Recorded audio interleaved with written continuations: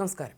ദുരാത്മാക്കളെ ഒഴിപ്പിക്കാനെന്ന പേരിൽ യുവതിയെ മണിക്കൂറുകളോളം ക്രൂരമായി മർദ്ദിച്ച സംഭവത്തിൽ യുവതിയുടെ ഭർത്താവ്, ഭർതൃപിതാവ്, മന്ത്രവാദി എന്നിവരെ പോലീസ് അറസ്റ്റ് ചെയ്തു. കോട്ടയം തിരുവഞ്ചൂരിലാണ് ഞെട്ടിക്കുന്ന സംഭവം അരങ്ങേറിയത്.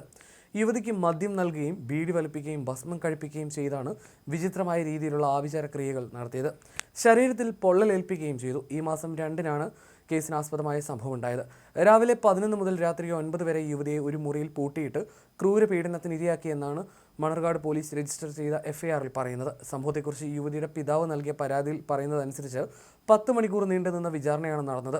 യുവതിയുടെ ശരീരത്തിൽ മരിച്ചുപോയ ബന്ധുക്കളുടെ ആത്മാക്കൾ കയറിയിട്ടുണ്ടെന്നും അവയെ ഒഴിപ്പിക്കാനാണ് ഈ ക്രിയകളെന്നും പ്രതികൾ അവകാശപ്പെട്ടിരുന്നു.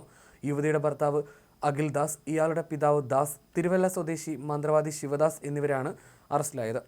യുവതിയുടെ ഭർത്താവ് അഖിൽദാസിന്റെ പ്രായം 26 വയസ്സ് മാത്രമാണ്. അഖിൽദാസും ഇയാളുടെ അച്ഛനും തിരുവല്ലയ്ക്കടുത്തുള്ള മന്ത്രവാദിയും ചേർന്നാണ് ആഭിചാര കർമ്മങ്ങൾ നടത്തിയത്. ക്രൂരമായ മർദ്ദനത്തിന് ഇരയായ യുവതി വിവരം വീട്ടിൽ അറിയിച്ചതിനെ തുടർന്നാണ് പിതാവ് പോലീസിൽ പരാതി നൽകുന്നത്.